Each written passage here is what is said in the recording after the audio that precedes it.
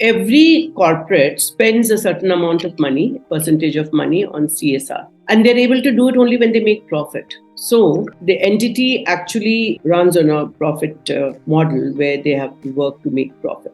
So they're completely conditioned to that. And suddenly they have to spend money for something for which there is no visible profit, right? So that becomes a kind of, now of course things have improved a lot, but in the beginning it was not easy for people to accept, because earlier people used to be philanthropists from, Birlas did a lot of philanthropy and they would give a certain amount of money, but there was no rule. Just as soon as you make a rule and you say it's a compliance, you become tied.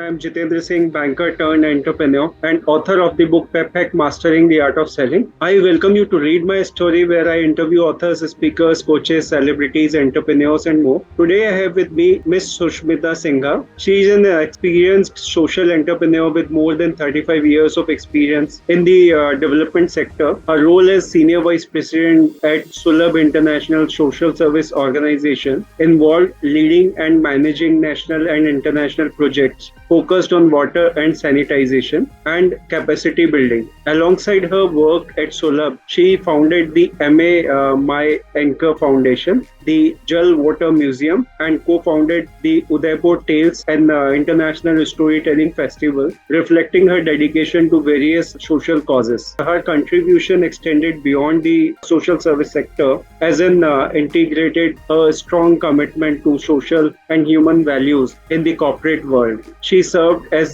Secretary General of PhD Chamber of Commerce and Industry, and independent director at companies like Kajaria Ceramics Ltd, Radico Khaitan Ltd, Ginni International Ltd, and also held positions on various CSR committees. Her expertise led her to be involved in global initiatives such as the UN Task Force for Millennium Development Goals and UN World Water Forum, among others. So furthermore, she achieved engagement with the Indian government and the state governments in special advisory roles related to tenancy right, tourism and public health. Her efforts have been recognized with prestigious awards from the Islamic Republic of Afghanistan, Sri Lanka and the Development of Health Ministry, Government of Uttar Pradesh. Apart from her contribution as a social entrepreneur, she is an accomplished writer, having authored articles in magazines, national dailies, and published a book titled Tales from Hindu Mythology. Along with numerous short stories for various publications, she holds a postgraduate degree in English from Patna University, a diploma in urban town planning from Human Settlement Management Institute in New Delhi, and certification course in the enhancement of managerial capabilities from the Indian Institute of Management, Lucknow. So today she will be sharing her journey with us. Let us hear from her. Welcome, ma'am. The platform is open, and now over to you.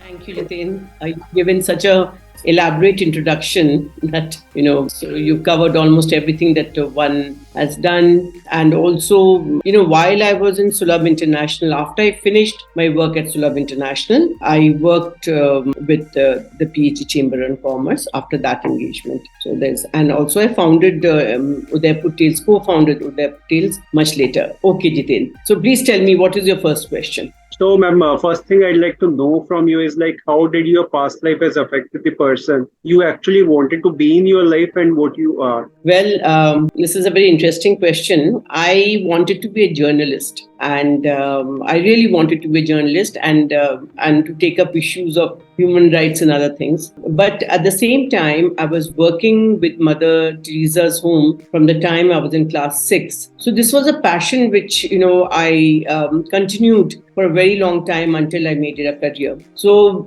I did become a journalist. I started writing for this newspaper in Patna called Searchlight, which was taken over by Hindustan Times. And I used to cover a couple of beats there, human interest stories, and on art and culture. So I kept writing for a very long time, and I had 2 columns to my name every week, which was a big thing for a young girl of 20. And so my love and passion for writing has remained. And what I thought was my passion turned into my career much later in life. I started my career in advertising, actually. Journalism was a passion and advertising was my career. And later on, advertising was dropped. And what I did in the social service sector, basically at every free time that I got, that became my career. So this is how life treats. But I was around the things that I wanted to do. So I did follow things in a different way.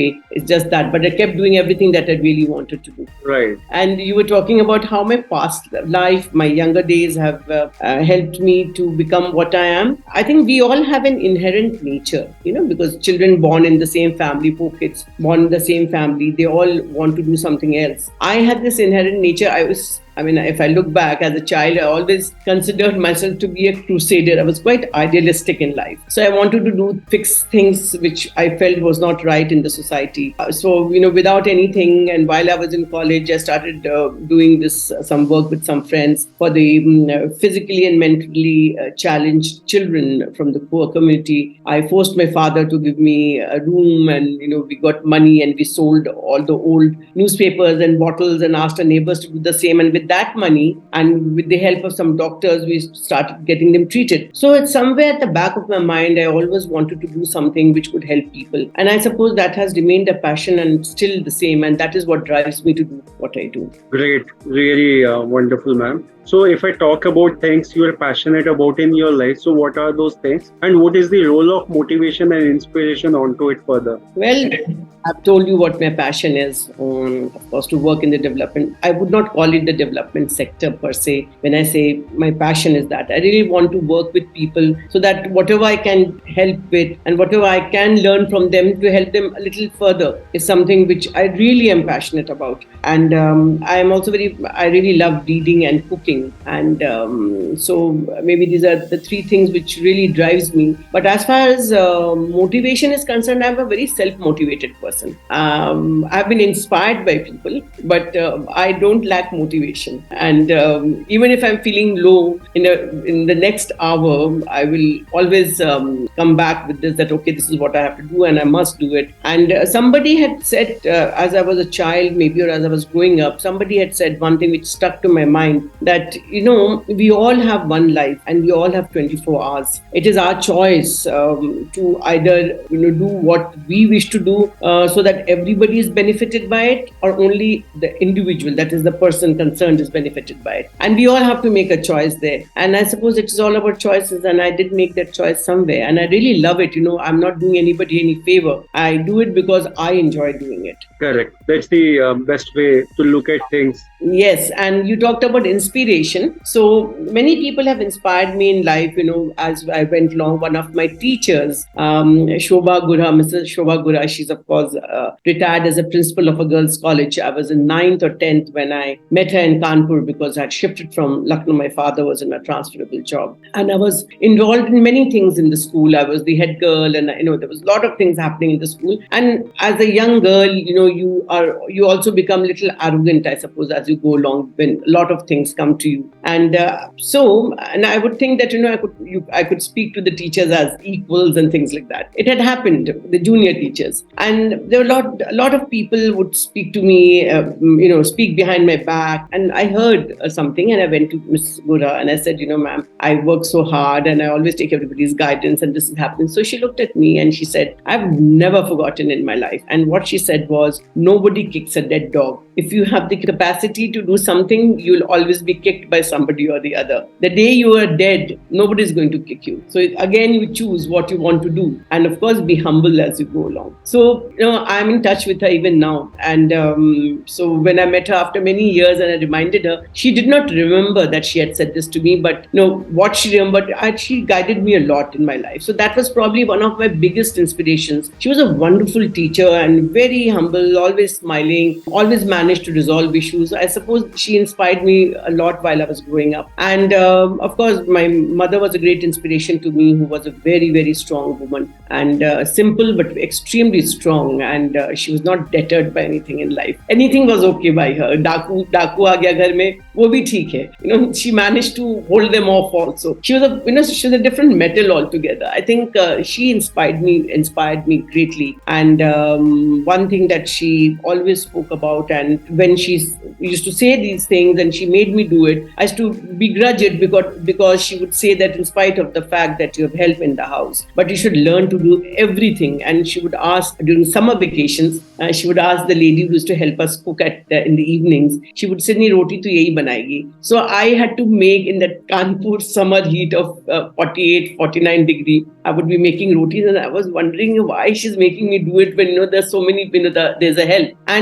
But this thing of being able to do things at any given time has helped me a lot. It has never, later on when I grew up, I was never bothered by the fact that I didn't have help at home, or there was help at home, or 60 people came for dinner and I had to cook. So everything was okay. So this was only because my mother made me do it, and she kept on saying, don't ever rely on anybody, just rely on your own skills and your own intelligence. That actually helped me a lot. But I would mention two people who the world knows who have really, really inspired me. And I'll tell you the reason why. And they're so alike, but they're so different. One is Mahashweta Devi. I'm sure all of you know about her. She came from a very affluent family of West Bengal. And she gave up everything because she wanted to work for the poor. And she believed in equality amongst castes and those who were very downtrodden. And she won many Academy Awards for her writing, and she really lived it, because I had the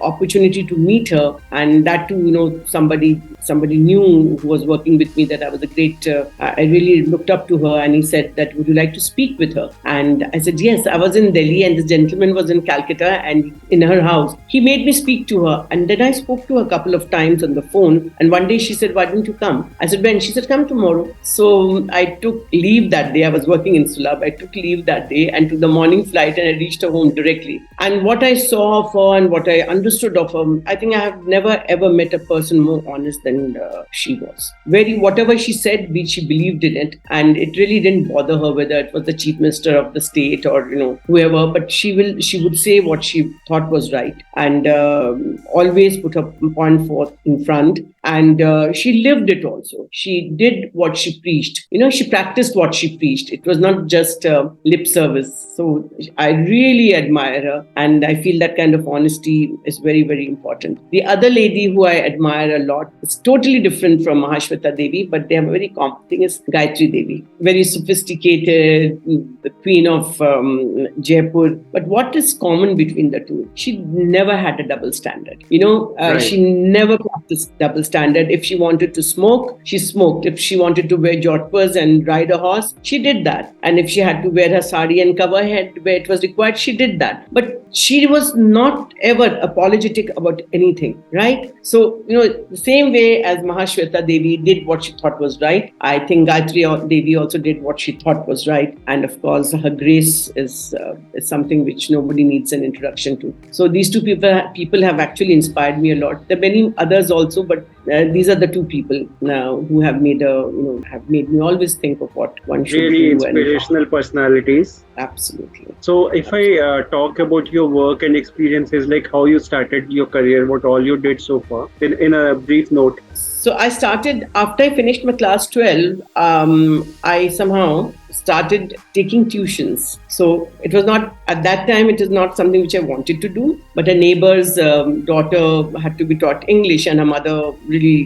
got after me, and she said, no, beta, you must do it. So I didn't know, she wanted to give me money. I didn't know how to take money. So she gave me a present. I still remember it was a perfume. So then I realized that, if I could make money from this. And while I was in college, I started a coaching institute in my house where all those who came as teachers were my seniors. Somebody was doing PhD or somebody was, teaching somewhere. And I would only take one English class, and the others would do chemistry, physics, maths and other things. So that is how my career started, if you would call it a career. But I started earning well But my mother got very worried at the point of time. She thought that I was not studying, but then I was doing this. But anyhow, to cut the story short, from there I went into journalism, and from journalism to advertising, which I really loved. Advertising is something which I really loved. And I worked with somebody in Patna, and we did very large accounts like Tata's, and I was just 21, 22 years old then. And at the age of 23, I started my own advertising agency in Patna called Srijan Advertising and Marketing. And it really did well until, due to political reasons,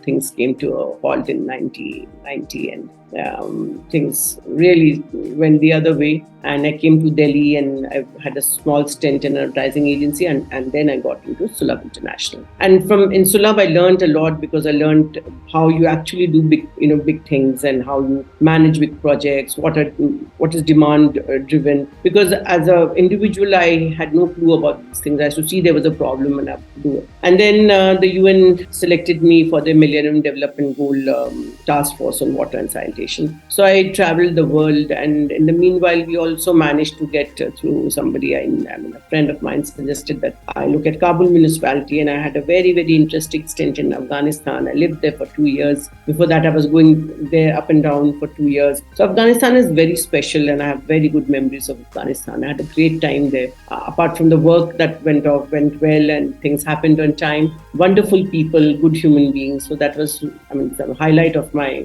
life, my stint in Afghanistan in such difficult situation. And then, of course, I decided to start my own work. A foundation had already been registered, and I was supporting it with my salary. And then I got into it seriously. But in the meantime, I did a short stint with PhD Chamber of Commerce and Industry, which is at Apex Chamber and covers almost the whole of the country. And I joined, and a year and a half later, I was made the Secretary General of the PhD Chamber, of course. I met such great industrialists there, worked with them very closely, and was able to do. We also had 2 foundations there, so that was of great interest to me. So we also stepped it up, because I had a leaning that side. But PhD Chamber was a very interesting stint. But then I decided that this is not why I had left Sulabh. My basic reason was to work at the grassroots level. And I requested the then president to allow me to leave. So he said, you let my tenure get over, and find somebody else who can take over from you, and then can leave. So we did that, and that is how it is. So, and now, of course, I sit in a couple of boards, and I mentor this foundation, My Anchor Foundation, which I founded. And I work as 10 to 15 days I live in Delhi. So right now I'm talking to you from Chaukaria. Right. So that was really interesting, ma'am. So if I talk about your vision, mission and goal in life for next 5 to 10 years, so what do you think that should be? I can only talk about the mission. I have no vision per se. As I told you, I do have a mission, and the mission is to create awareness amongst people about scarcity of water and misuse of water. This is something which really drives me. And the way water is depleting, and the water ground level at the ground level is falling.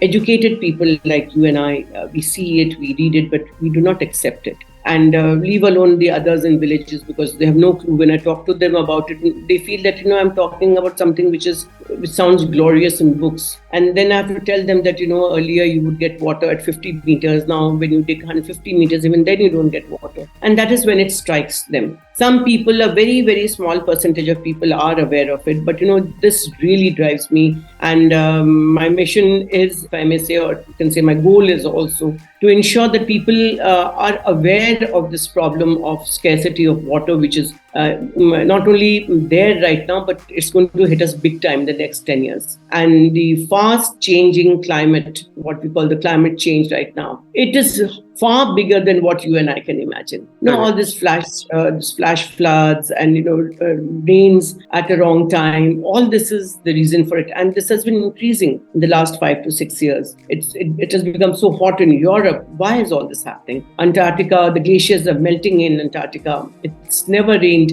in Antarctica. It's raining in Antarctica because the temperature of the water has become warmer. We are moving towards a complete disaster, and I really this is what I want to do, create awareness so that people are able to curb. Nothing is unreversible. It can be reversed to an extent, but then we all have to make an effort. And the other thing which really pains me, and I feel that, and I'm not able to do much about it, is the plastic dumps we have in this country, wherever you go. In the hill stations, in small places, villages, and they've started bringing out these small packets, the commercial 5 rupee namkeens put into it or something. The children have it, they throw it, and then they have the gutka or the masala, and then they just throw it. All this is so harmful for the environment. Why aren't people really thinking about it? This is something, forget about those who use it. A 10-year-old child is not expected to know so much about it. But what about the person who's sitting there as an industrialist and making these packets and knows fully well that they must do something to protect the environment, but the root cause is that we are manufacturing it in such a way and allowing the people to use it without understanding how it has to be disposed. And the worst, even worse than this, is our governance, where there's no system of recycling. If we say Udaipur, let's talk about Udaipur. The municipality area of Udaipur, where you have these big houses, or it's an important place, it's really clean, but you move out of that area, it's dumb. You have plastics dumped everywhere. People come and dump their resort waste in villages, because you have a lot of resorts in Udaipur. Because the waste management is not so great outside the municipal area, so they dump it here. Even in the municipal area, some places are clean, some are not. And this is just not Udaipur. It is in every city. If Indore can do it, I think we can all do it. I do not know why the government doesn't think about using the waste and making money out of it. There's so much that can be done, but I can't understand where, and this is something which really drives me. And I hope I am able to do something with the help of everybody who's like-minded and make a difference, because it's going to kill all of us. All the fields will also be layered with plastic, and there'll be no gehu, and there'll be no crop, or there'll be no vegetables after some time. And we're just sitting idle, doing nothing. Correct. It will impact the soil also. Yes. So that's really an worrying situation. We all need to understand on this, like we are spoiling our own planet. So people need We're spoiling our own lives. Forget the planet. We are spoiling our own lives. Yes. We are crying about inflation. We are crying about that. But what are we doing? What is the cost we are paying for these 5 rupee packets and 10 rupee packets and disposable plastic? It's terrible. Correct. So, ma'am, moving on to the next one, like what are the most important life lessons you have learned from your personal and professional journey so far? Life lessons. Biggest life lesson that I've learned is that you should always be honest. Because if you're an honest person, and if your intentions, more than that, if your intentions are honest, you may do something unknowingly. If your intentions are right, there's nobody on this earth who can break you. Because if your intentions are right, somehow this will always emerge. And we should always have conviction about that. And it is one of the biggest life lessons that I've learned. And the other thing is you have to be diligent.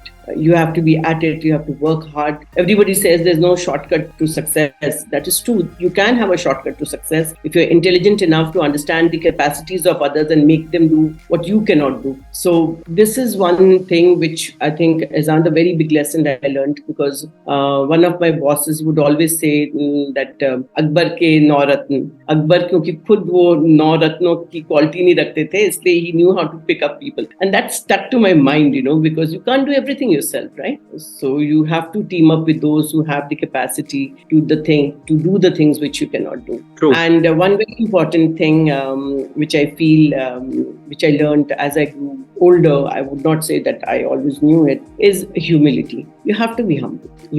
If you are so very filled with your own importance and what you've achieved, you will not give yourself an opportunity to grow then. There's a very famous Chinese saying. It says that in a cup of tea, if the tea is full till the brim, then no tea can be poured in that. So you should always leave the teacup a little empty at the top, so that you can pour more. So in the same way, as human beings, we should always have the thought that no, I don't know everything. Some people think that they know everything. Even when we are young, we think that way. I used to also think that way. Kya hame to sabhi kuch pata hai. I'm sure a lot of people at a young age do. But we really don't. We have to leave that gap within ourselves so that you're ready to accept and take on other things and to forgive. One has to learn to forgive. it's easier said than done. It takes a lot of practice. But it's important to forgive, not for anybody else, but for yourself. Because if you do not forgive, then you are hurt the most. Because all the time you are seething with this anger or the fire of the anger. So it hurts you more than the other person. अगले को तो शायद पता ही नहीं चलता है कि आप उसके ऊपर गुस्सा हो रहे हैं या उसको forgive नहीं किया है. Correct. The person doesn't understand, but you keep feeling it, so you harm yourself at the end of the day. So these are two or three very important things which are life lessons. True. That's really important for everybody to follow in life. So now, ma'am, moving on to the next one, like the theme of the discussion today was around inclusivity. Like, how can insights from the social sector be effectively integrated into corporate boardrooms to promote social values and corporate social responsibility? Like, how we can collaborate both the things? See, we are all human beings, right? Whether you sit as a promoter or you sit in a boardroom or you're sitting as a stenographer, we're all human beings. So the values of life, there are certain basic values in life which have to be recognized. So, I mean, I'll just take you back a few years when there was nothing called CSR, this very, which we use all the time, the corporate social responsibility. Tata as a company was doing more CSR than anybody can imagine, right? Sure. Every place they took for mining or they started working, they ensured that the tribals got their due, the children were educated, the health center was open, skills development was done. I'm witness to it, so I'm saying it. It's not hearsay, and the amount of work they did, therefore there was no problem, there was no uprising amongst the tribals saying that Tata has not done us well, or they've taken away our land, or they've taken away our rights. It never happened. It did not happen because they were sensitive towards the needs of the people and how they tried to uplift them and the region. So this must have happened at the top. So this sensitivity came from the top and then the boardroom and then to the others. Correct? So the same thing is happening today. Some organizations who are more sensitive, if you're doing CSR only for compliance, because you have to put a tick and you have to say I've spent so much money, then the entire office or everybody else will think the same way. If the promoter is serious and sensitive and the board is serious and sensitive, then they will do it as a responsibility. And when they take it up as a responsibility, it will trickle down as in trickle-down theory, and it will help everybody. So, when this came up that every board has to have one woman member, a lot of people questioned it. Why should there be a woman in the board? Ye kya nayi cheez ho gayi? There were all kinds of talks happening at that time. And log majboori mein women directors ko, independent directors ko lene lage. Kahin par to the, there were at some places, but in some places there was nobody. But the biggest difference women brought into the boardroom was the use of correct language, gender equality, and many such things which were sensitive or probably a man did not realize it. Times you do things without realizing it. So I give that benefit of doubt. Many times people don't realize it. So certain language was used or things were done in a particular way. With a woman there, she gave a different perspective to the entire thing. And actually that really helped, I think. And so you talk about gender equality and, social integration. So all this, it's just not one thing. There's so many things in this that it is not easy to say it, but it always begins at the top. If the person at the top is sensitive and is serious, it will always trickle down. And that is how it has happened in many companies. And, I could name a couple of them where I'm seeing things happening. Companies like Kajaria, Hindware, Braille, these are companies who practice it and you can see it happening. So Tata, of course, has been doing it, so there's no comparison. There are many companies in India and abroad who are known for their sensitivity, who are known for their empathetic governance, not the empathetic processes,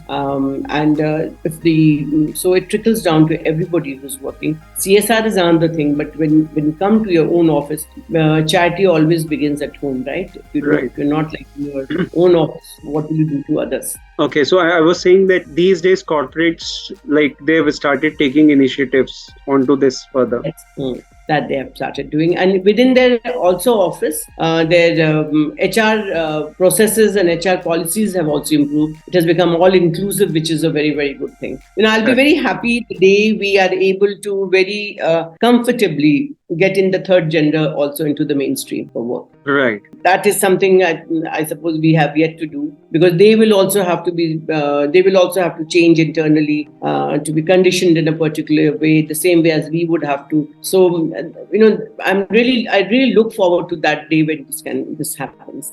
Correct. So people should get the right opportunity on the basis of their education and the knowledge and skill sets they have. Yes. So I saw a movie a couple of days back, and one line from the entire movie I remember where it is said, "Talent has no gender." Correct. That's really true. So that is what it is. So, ma'am, if I talk about this further, like what challenges arise in bridging the gap between corporate interest and social impact, and how these challenges can be addressed to foster an inclusive and socially responsible corporate culture?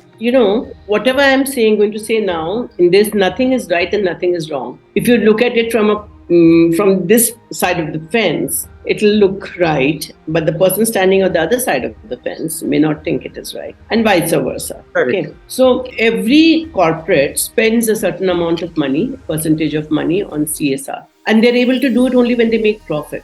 So the entity actually runs on a profit model where they have to work to make profit. So they're completely conditioned to that, and suddenly they have to spend money for something for which there is no visible profit, right? So that becomes a kind of, now of course things have improved a lot, but in the beginning it was not easy for people to accept, because earlier people used to be philanthropists from, Birlas did a lot of philanthropy, and they would give a certain amount of money, but there was no rule. Just as soon as you make a rule and you say it's a compliance, you become tied to a thing. If you do it on your own, तो लगता है कि ठीक है, हमको लगता है मेरी माँ ने कहा ऐसा करने के लिए, और मुझे ऐसा समझ में आया तो मैंने कर दिया. But जैसे ही वो एक नियम के तहत होने लगता, when it becomes a part of an ordinance or compliance, then it becomes, you feel, oh, I have to do so much.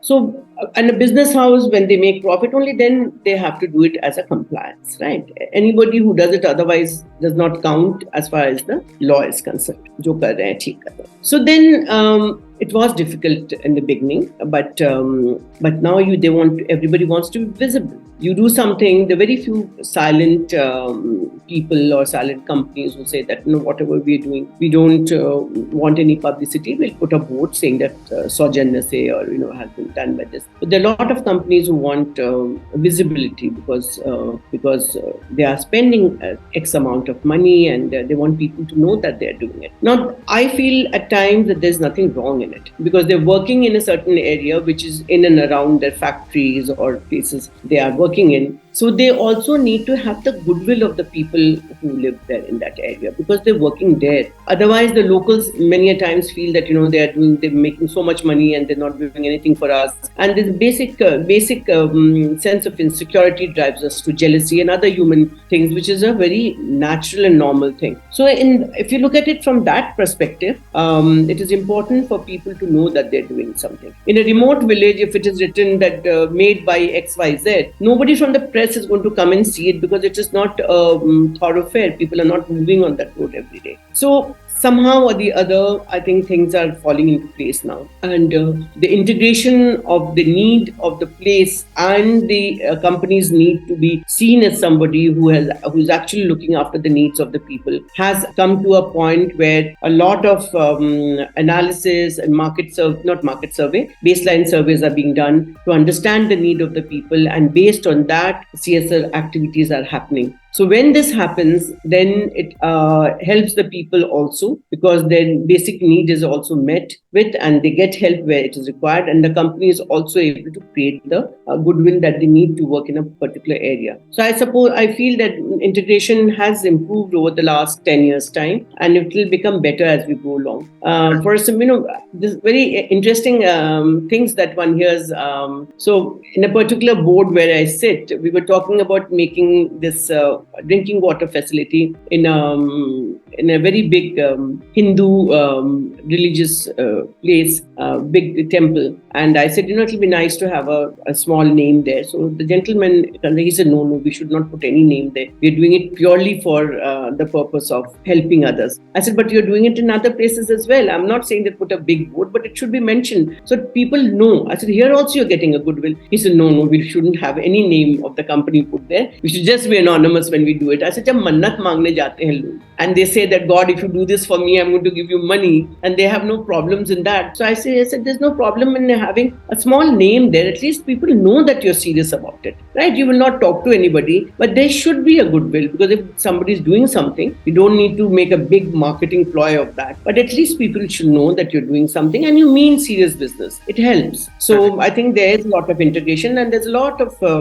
empathy, and there's a lot of good feeling, and people want to do things. Large companies are coming forward to do things. So there has certainly been a great integration. Yeah. And local people also feel integrated with the support and extended by the corporates. So they also kind of feel engaged with these organizations. Yes. And they call up, they see the number, the company's name is written, they find out the number and they call up and say, क्या आपने वो लगवाया था वो तो चल नहीं रहा है, या ये प्रॉब्लम हो गया, आप ये मदद कर दीजिए, बारात घर के साथ ये भी बनवा दीजिए.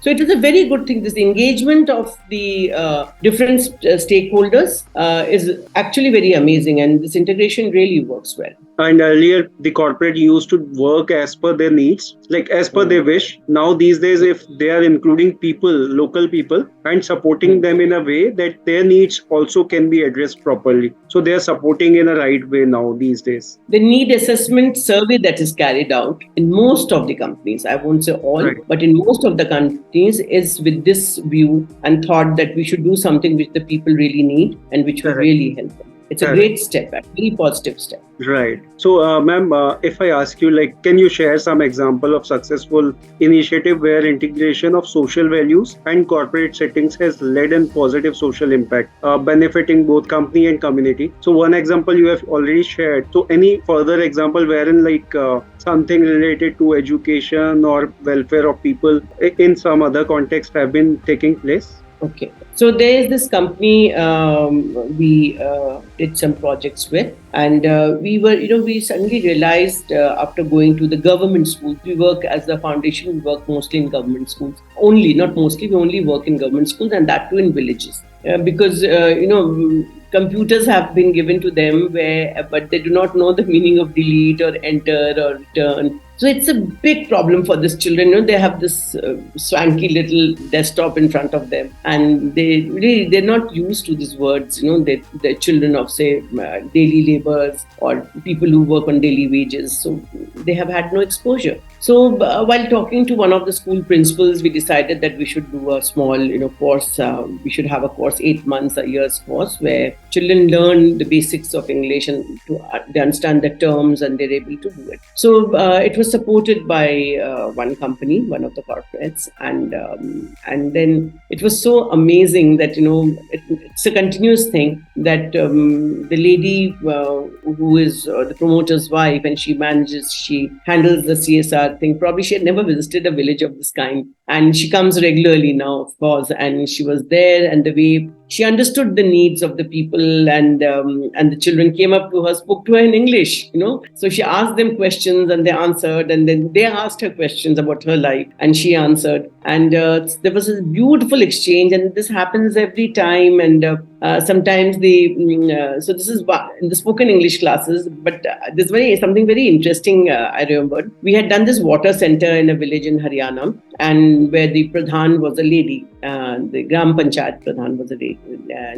But as it turned out, she came there with a big group of women, because the women are most benefited by safe drinking water, because they don't have to run around. So this gentleman who was a husband started to give a speech, and she stood up and she said, "Chup raho, main pradhan hu." suddenly what happened, she realized that because she saw women all around, right? I was there, this lady was there, and from Briar, of course, Anandita Pava. So she was there. And she suddenly realized that, other women can do it, why can't I do it? And she came there, and then she asked the other ladies to sing. So their music, we clapping with them, this kind of thing where socially you get together and you go back with the warmth and the understanding of their life is the biggest thing a corporate or people like us learn, right? And these people feel more empowered and they feel that they can do anything they wish, and it is nothing to do with their caste or their gender. So this kind of thing, these are very subtle things, it's not written anywhere, it's not spelled out, but so many such things happen, and it makes a big difference to the lives of people. So sometimes only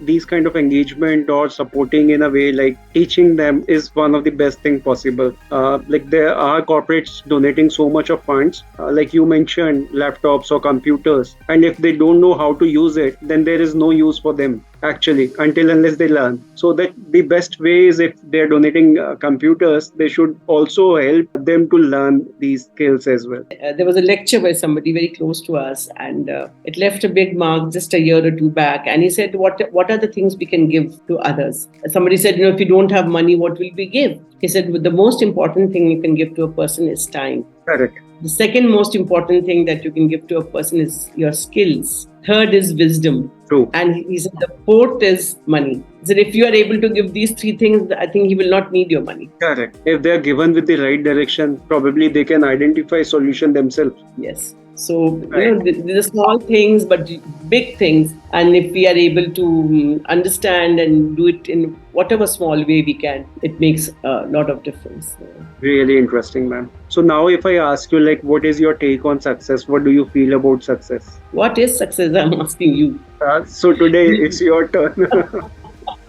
We all have different parameters of success. Yes. So success is different for everybody, and some people may feel successful only if they earn $1 trillion. Somebody may feel successful if they have X number of followers. Aajkal social media followers ka zamana hai. They may feel, mujhe itne lakh followers ho gaya. They may feel successful that way. But at the end of the day, you have to be happy internally, right? If you're not internally happy, any material success really does not matter. So the basic happiness of a human being, and to feel happy and to feel content, I think is the mark of success. And that can come from anything, with your friends around you, with your family around you, or the good times you have with your close people or with your colleagues. It can come from anything. So, because if you keep thinking of material success, there's no end to it. Correct. So, according to me, your internal happiness and contentment is the biggest success person can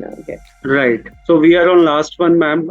Any message or advice you would like to share with our viewers and listeners? Well, I'm nobody to give an advice, because I can only say that, the universe has blessed us with whatever we have in life, and we should value each and every moment of a life and whatever we have around us, and share with an open heart. We have one life to live that we know of. So we must do our best and be happy and make others happy around us. That's it. That is the best thing possible. So yes. You have shared so many wonderful things today, and your experience is really immense. You have worked with multiple industries, social causes, different type of social causes, and also worked with like corporates as an independent director, and taken their initiative for social cause. Was really an inspirational journey, and the thing you have shared today was really meaningful, because there are so many things we are missing out on regular basis, and corporates these days taking initiatives, but I think there need to be more initiatives from each corporate, and different things they can do as per their vicinity, as per the area they operate, the understanding they have of the people around. And one thing you highlighted about plastic usage is really a big threat to the environment, to our own life itself, because that is not only spoiling the earth, this is also like creating a pollution, which is ultimately creating an health issues with us. So it is really an need of an hour that we all should take this as a serious note, and start working towards it. Like we don't throw it at least here and there. Yeah. We can put them in dustbin, like right way of like disposal would be there. Posing it. Correct. Yeah. So thank you so very much, ma'am, for your insights today, and I really enjoyed the discussion. And looking forward to have more such discussions in future, wherein we can take other topic, wherein we can create more awareness onto it further. Thank you so much, Jiten. It was really nice talking to you. Thank you. So, ma'am, thank you so much, ma'am, for your time and sharing all these wonderful information. And I'm also like willing to share things like your social media link along with the interview, so that people can be in touch with you, take your help and guidance wherever they feel like. And guys, don't forget to check that out too. Thank you so very much, everyone, for watching and listening. I hope you all must have gathered a lot of information and enjoyed watching it. So don't forget to like, share, and subscribe. Have a good time, and thank you. Bye bye. Thank you.